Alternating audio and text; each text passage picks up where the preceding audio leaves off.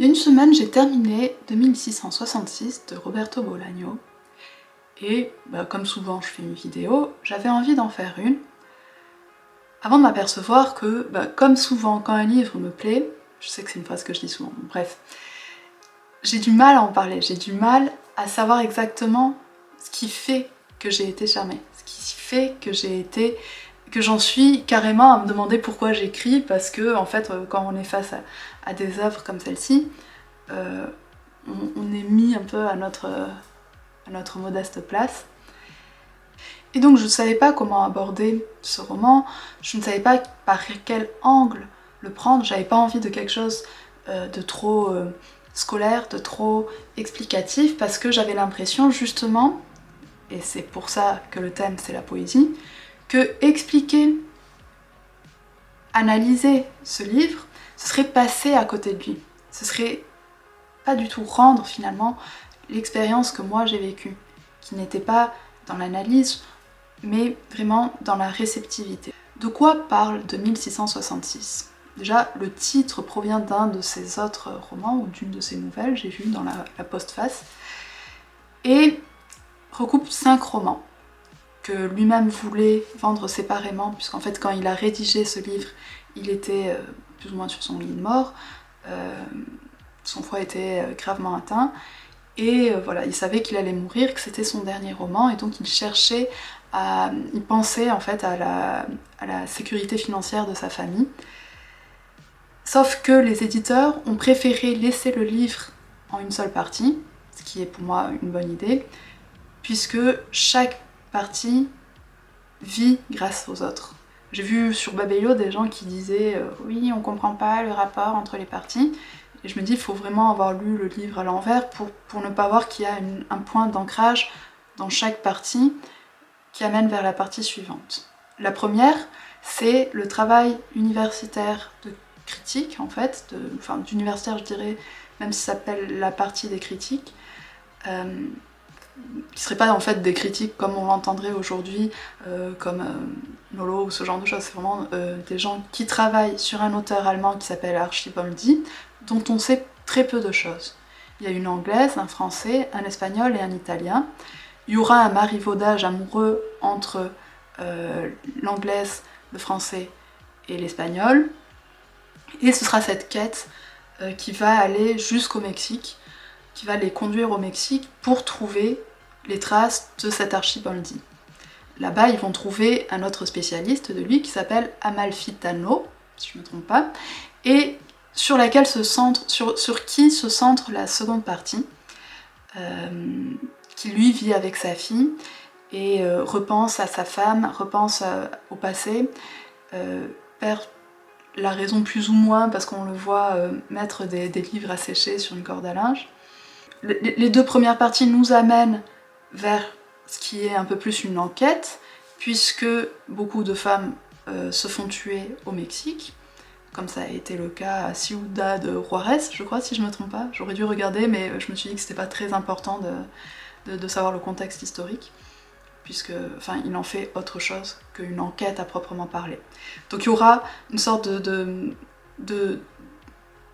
roman noir avec le personnage de Fate, qui est un Afro-américain qui est allé au Mexique pour un match de boxe, mais on sent que cette enquête l'intéresse, on sent aussi que les droits civiques des Afro-américains l'intéressent aussi plus que le sport.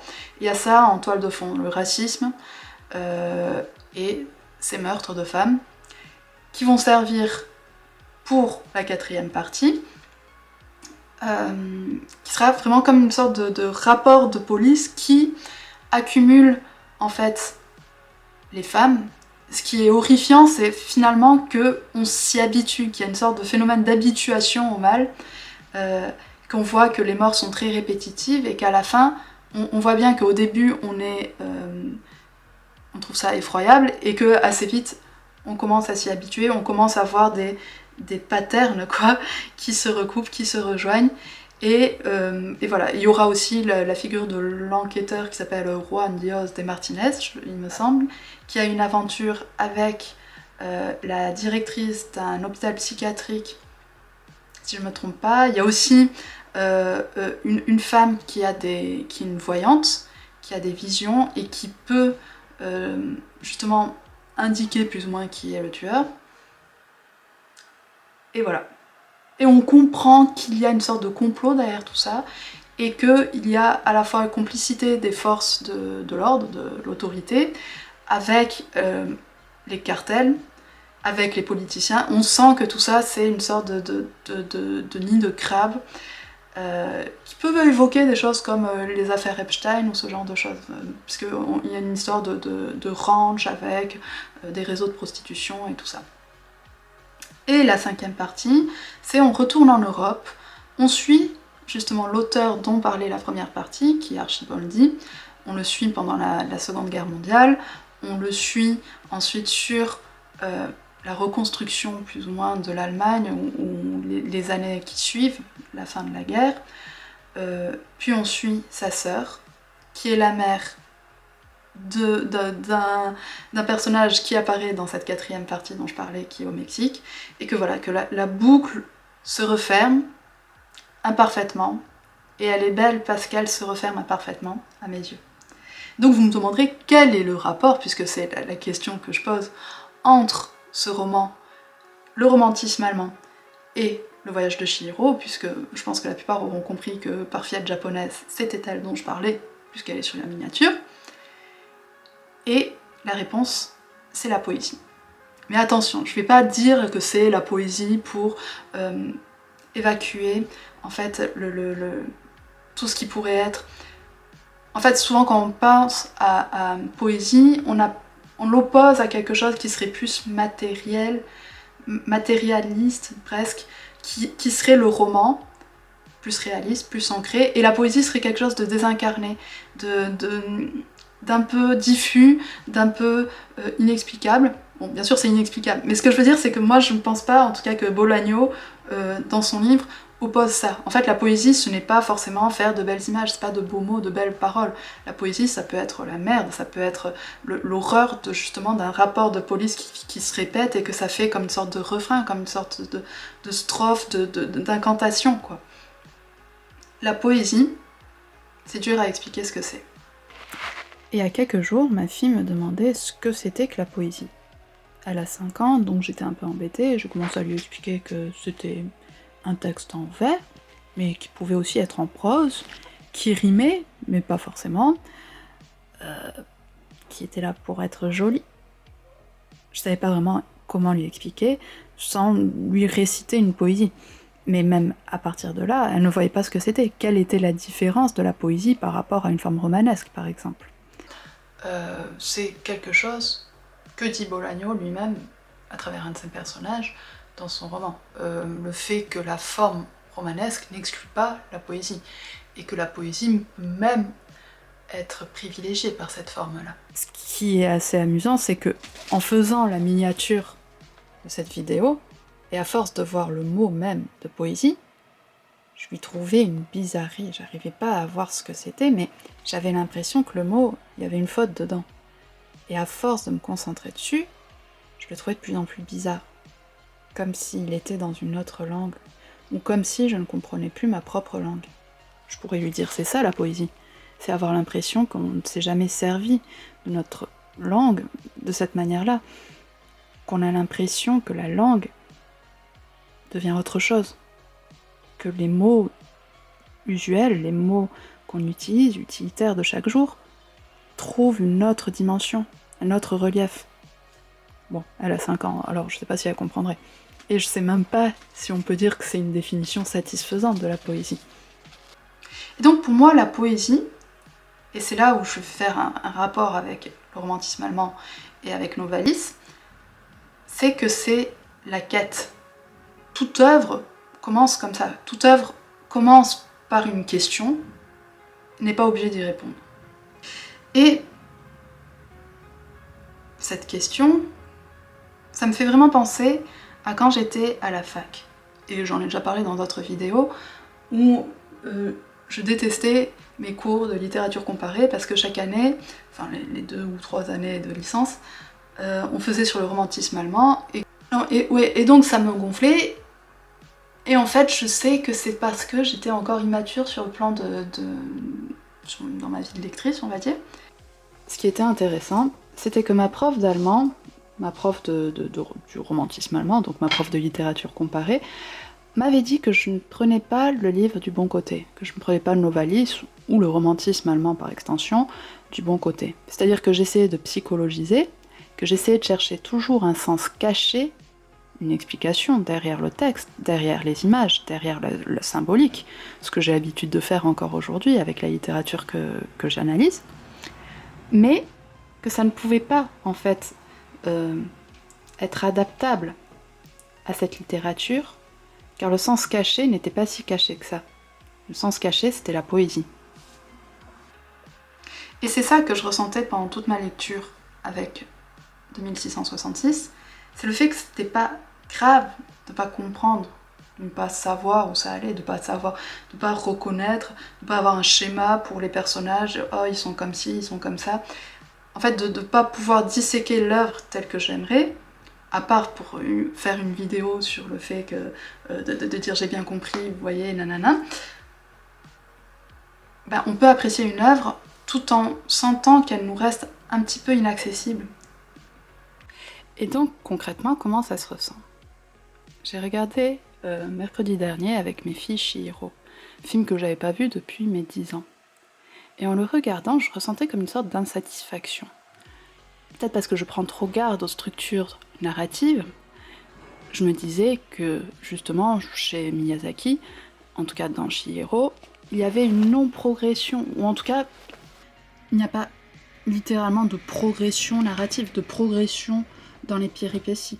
On n'a pas l'impression qu'il y a un changement de niveau pour voir les choses sur un plan comme les jeux vidéo, et comme souvent la fiction pour la jeunesse, où l'adversité se montre de plus en plus difficile, et où il y aurait une imbrication de chaque sorte de petite partie du récit dans la partie précédente, et voilà, en fait non, les choses se suivent, mais il n'y a pas de jugement de valeur entre ce qui s'est passé dans la scène d'avant et celle d'après.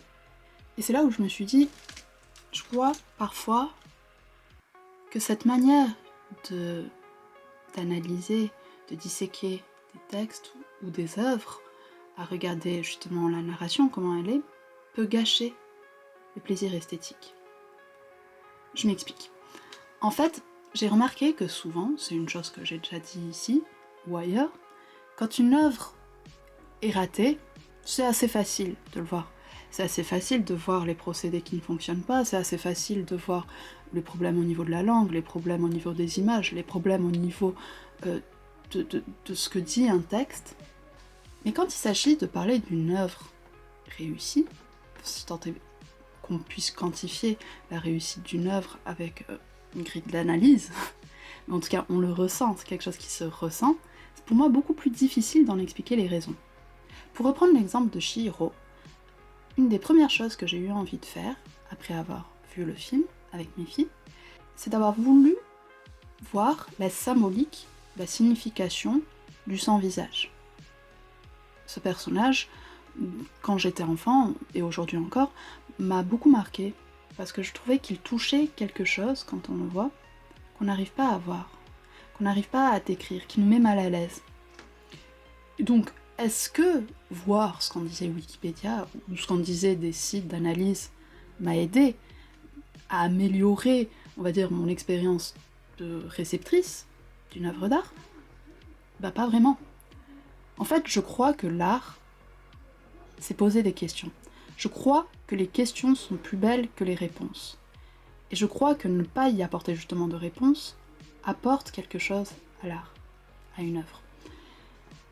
Ce qui fait que de savoir que le sans-visage symbolise la mort, ou que sais-je encore, l'avarice, ou l'identité, ben ça n'a pas apporté grand-chose à ce que j'avais vécu lors de cette séance, ou lors de celle que j'avais vécue à 10 ans.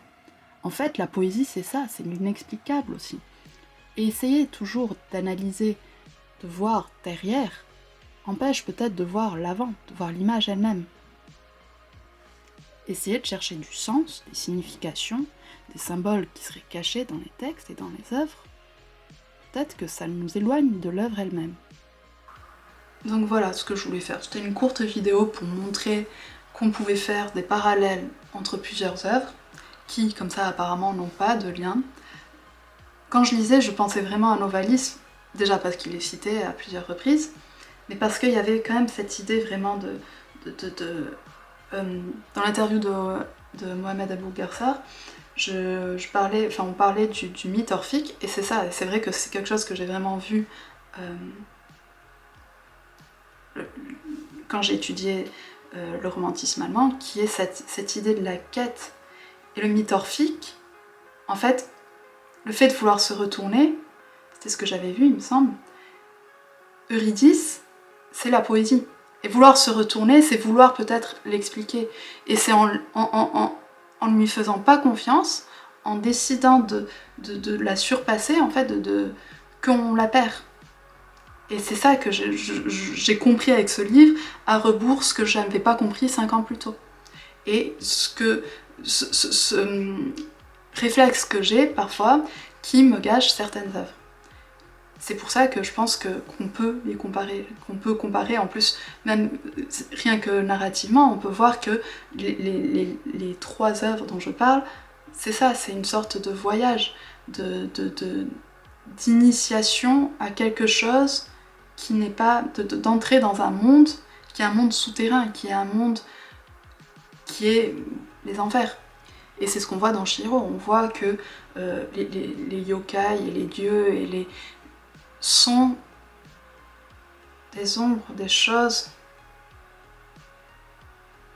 et que c'est pas parce que ce sont des ombres, des choses, qu'elles sont moins bien que les choses.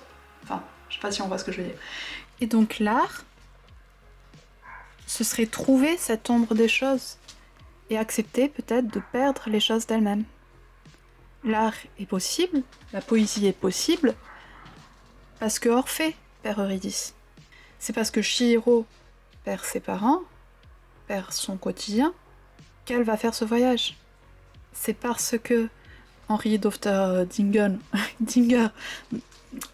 que le héros éponyme du roman de Novalis perd cette fleur bleue qui symbolise l'amour, qui symbolise aussi la poésie, qui va partir faire cette quête. Et là, je sais que je parle et qu'en même temps, ça fait un petit moment que j'ai pas lu ce livre, alors peut-être que je raconte des conneries, mais on voit ce que je veux dire. Et donc, pour Bolaño, c'est pareil. Tous les personnages chez Bolaño sont à la recherche de quelque chose qui ne touche du doigt qu'à certains moments, et qui perdent aussitôt. Et le livre est beau pour ça. Le livre est beau pour cet inexplicable. Le livre est beau parce qu'il passe de terre à terre, de prosaïque, à quelque chose qui est au-dessus de nous, qui est presque de l'ordre du divin, de quelque chose de sacré, de diffus, quoi. Et on oppose souvent la figure du poète, enfin, on me dit souvent que le poète, c'est le voyant. On pense à l'image de Rimbaud. Mais ce que je voulais dire par là, c'est qu'il y a plusieurs figures du voyant qui apparaissent dans le livre de Bolaño, comme celle justement qui essaye d'aider l'enquête dans la partie 4, dont je parlais un peu plus tôt quand je vous résumais le livre. Mais je crois que ce qu'il dit, c'est aussi que le poète, c'est peut-être l'aveugle aussi.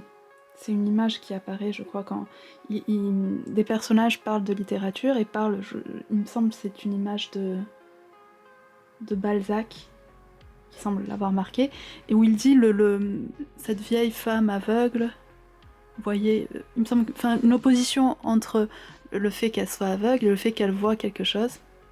Et c'est pour ça que ça aussi, ça me fait penser à Orphée, c'est parce que à partir du moment où on voit, on perd. Donc peut-être que c'est en acceptant de ne pas voir que l'on gagne, si on peut parler de gagner.